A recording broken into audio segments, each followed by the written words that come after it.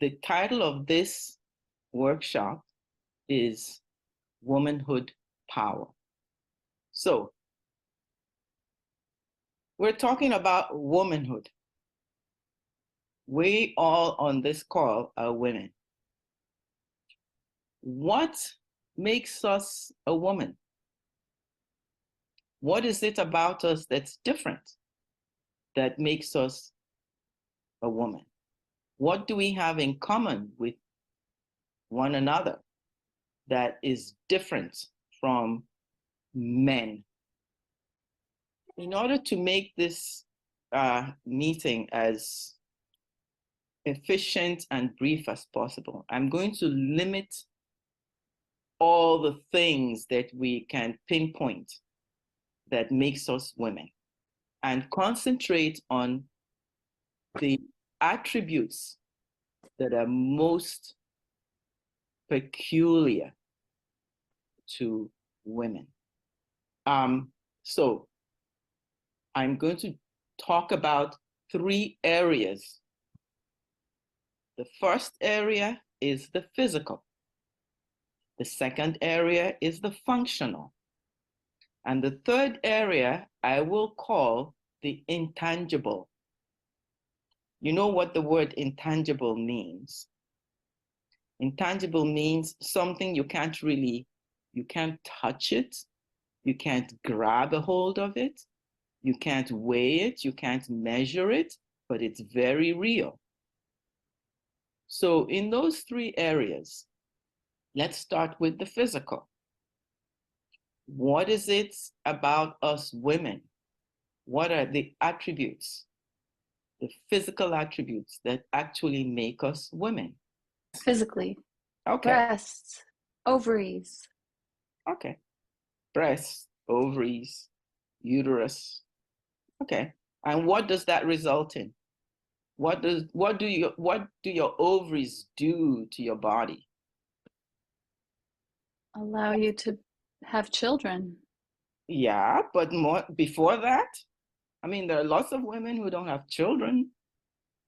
Oh, make eggs. Yeah, but there are lots of women who don't use eggs. You know, the first thing that your ovaries do is they actually determine the shape of your body. Think about it. The shape of a woman's body is different from the shape of a man's body. A woman's body is round. It's shaped something like this. It's shaped like a vessel. And there's a reason for that. And we'll talk about that. A woman's body is round. It's not flat, as opposed to men who tend to be flat front to back. The second thing is a woman's body contains a lot more fat. Because it has more fat, no matter how little she weighs compared to a man, or no matter how much she weighs compared to a man, she has more fat and less muscle. And because of that, her body is lighter, more permeable, floats, you could say. The third physical attribute that I would say is important about women, the sound of a woman's voice. A woman's voice vibrates at a higher frequency. Your voice is something that comes out of you, proceeds out of you, and it holds your essence, the sound that comes out of you. And that sound in a woman is a higher frequency. So let's talk about the functional attributes of a woman. Functional means, in the way she functions in the world. Well, if we were to pick 3 very important functions, the first function I would choose is that a woman is more intuitive. She is more connected with nature and is more open to the cycles of nature, which sort of lead all the cycles in her own person and her own body. Even our mood is affected by the cycles of the moon, is it not? A lot of women are very sensitive to what's going on around them. But they're not just sensitive to that, they're sensitive to the cycles of nature. The second functional attribute is the fact that women bring children into the world. What does it involve to bring a child into the world? Pain. Pain? Okay. But besides pain, I mean, to bring a child into the world, what does it mean? What exactly Protective. are you doing? Huh? You're raising someone, you're teaching. Yeah, but before you get a chance to even teach the Oh, person, you have to bring the person into the world, right? I mean, yeah, you have to raise that person, but you have to actually let this human being enter into the world. Now, somebody says your body prepares itself. Yes, true. However, the important thing is that you are allowing, making room for, opening a gate for a human being to climb onto the face of planet Earth. There is no other way for that human being to enter onto planet Earth except through some woman. So in a way, you're a gateway. Every woman who has a child is functioning as a gateway, as a gate that opens and lets a human being come to the earth. And we don't take that seriously enough. Only after that, then we can go to the issue of nurturing, raising, caring for the human being. The third attribute that is peculiar to women is that of nurturing the home. You don't have to have children to actually nurture the home, do you? I mean, there are women who do not have children, but they're still nurturers. Because of that, they are the preservers of the home. But let's think about the idea of home. Think back to when you were young and think back to a moment when you were homesick. You know the concept of being homesick? Can anybody describe homesickness to me? And we've all felt homesick at one point or another in our lives. I don't think there's a single person who has never felt homesick. What does homesickness mean? empty and lonely. Okay, that's empty and lonely feeling. Somebody says missing nurturing. Okay, those two are correct. But really, homesickness is a longing for your home. It's as simple as that. It's a longing for your home. And when you are homesick and you're longing for your home, that home is something that is beautiful, harmonious, fills you with nurturing and happiness and an inner peace. Nobody ever is homesick for a home that is full of discord and conflict and disorder. They want to run away from it, right? This longing to return to your home is only present when the woman creates that home. And we have to understand that it's not just the physical home, because we just talked about the fact that woman is connected to nature. And we think of nature as our home. Planet Earth is our home. And greater than planet Earth is nature, which is also our home. But beyond that, there is a home that we came from, because this planet Earth is not our origin. As human spirits, this planet is not our origin. Just like when a kid goes off to college or boarding school to study and grow up and mature, the college is not their home. They came from a home. And it's that home that they came from that they feel homesick for. In the same way, our home is a spiritual home.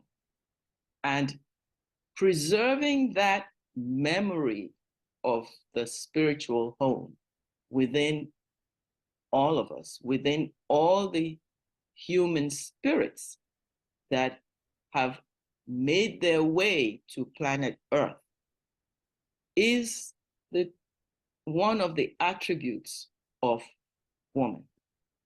Woman is the gateway to allow the spirits to come here in the first place.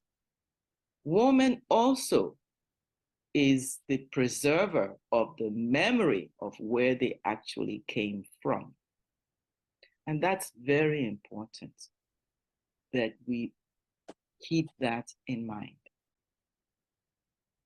So we've talked about the functional attributes. Now let's go to the intangible attributes.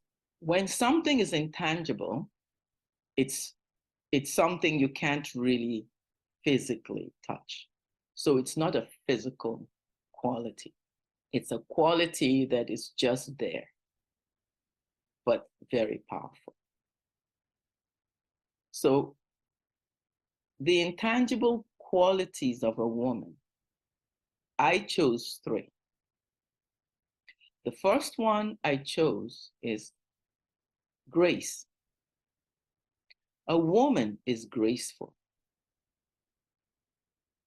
regardless of how much her body weighs or how little it weighs,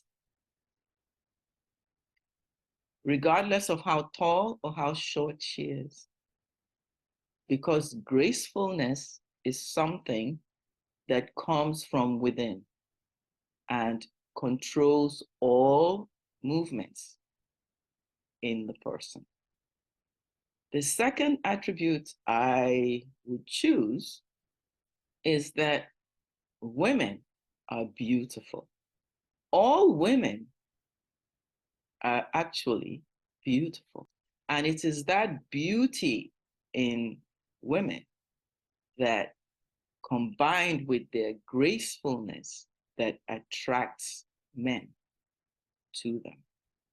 So a woman is graceful, a woman is beautiful. Now, all women are of varying degrees of gracefulness and beauty, but all women have the seed of gracefulness and of beauty implanted in them. They are like a vase that can hold any kind of beautiful flower. The vase has the potential to hold any kind of beautiful, more beautiful less beautiful, but beautiful. That's what's peculiar to women. And because they are graceful and beautiful, they are attractive. So let's focus on the word attractive. What does it mean? It means you draw attention or things are drawn to you. Exactly. You draw things to you, or things are drawn to you.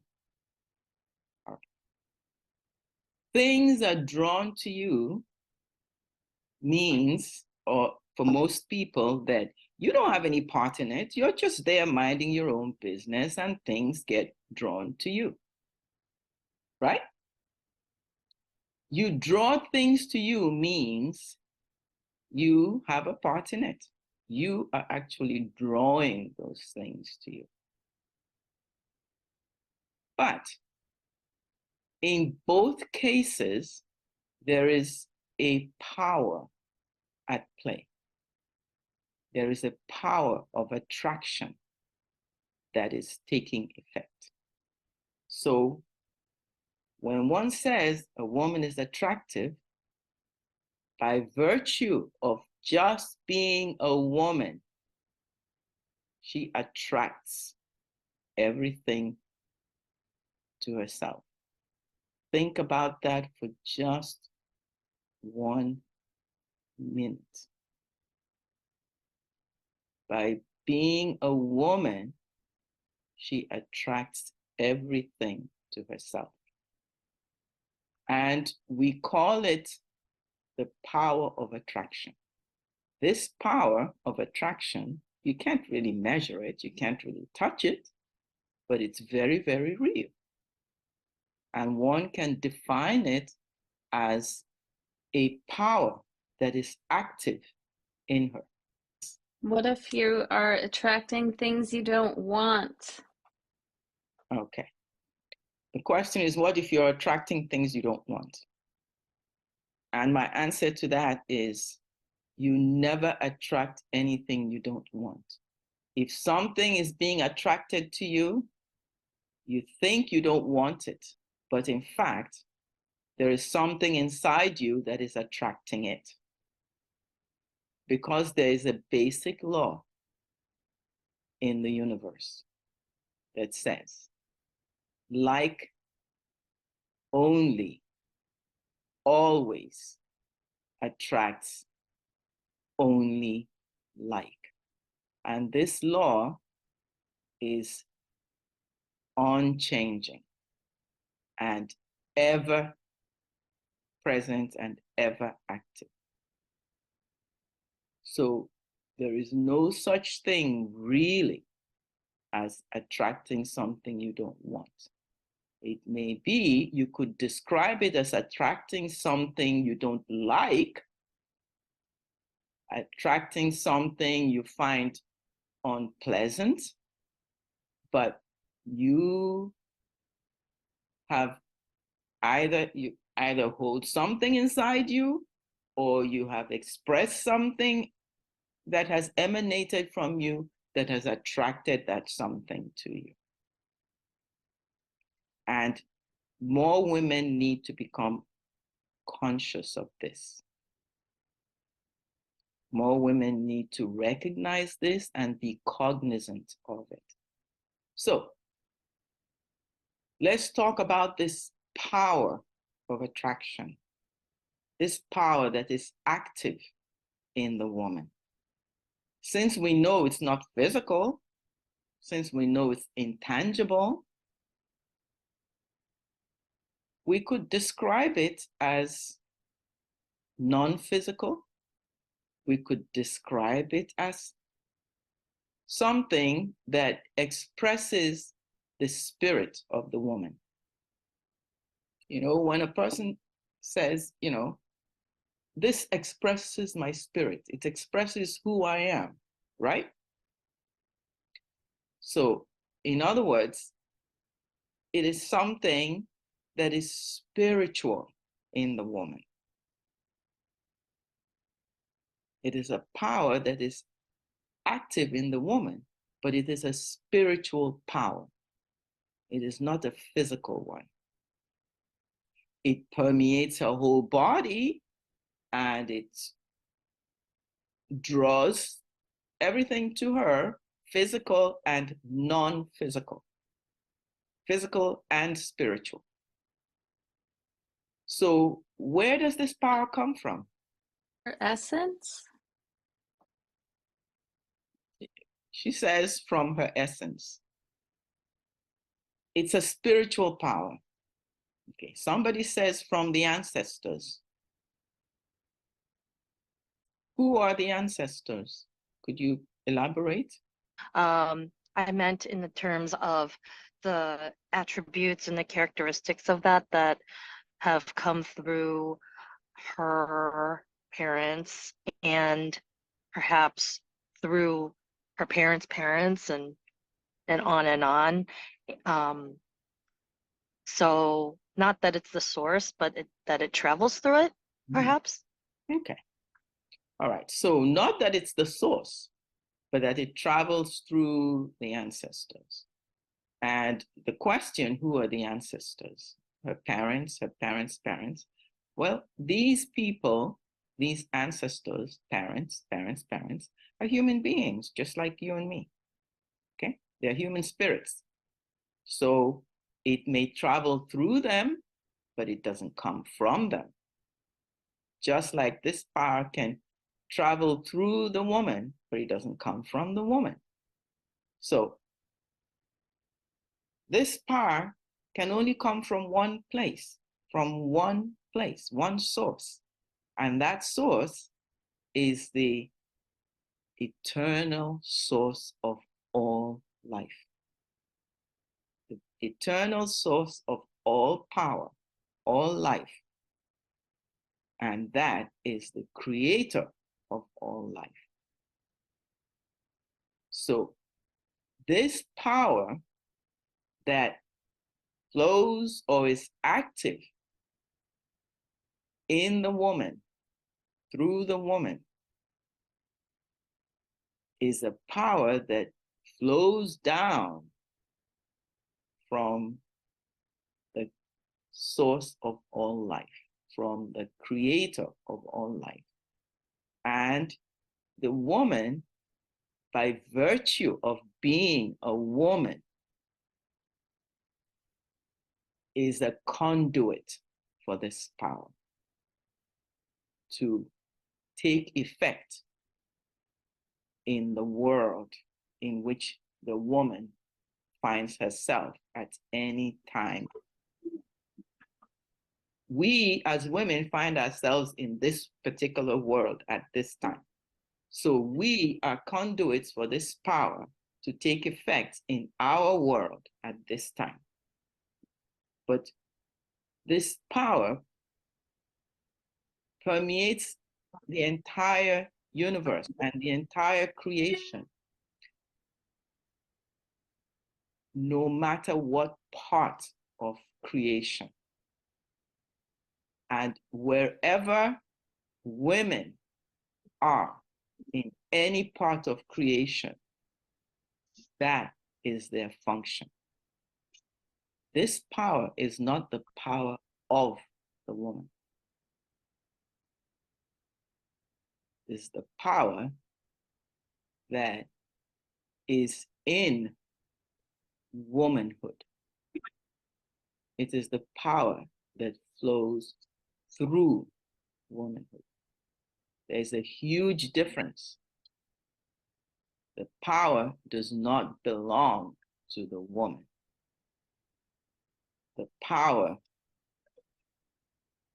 resides in the fact that she is a woman. It flows through her by virtue of womanhood. And I think it's very important for us to understand this, that woman acts as a connecting link as a conduit between the higher planes and our world. And in acting as this conduit, she allows this power to flow through her, which then attracts everything around her and affects everything around her, including other spirits, including men, including children, and affects everything in our lives, in all aspects of our lives, not just any one aspect, but in everything, in everything, in the home, outside the home. And by virtue of her being, she becomes the determining factor for the quality of spirits that will come to this earth. Think about it. For the kind of spirits that will be on this earth, and also the determining factor of how this power is going to be effective on this earth or not as effective as it could be on this earth. If we think of it that way, and we think to ourselves, well, how are we ever going to change anything? What are the steps that we can take to change things?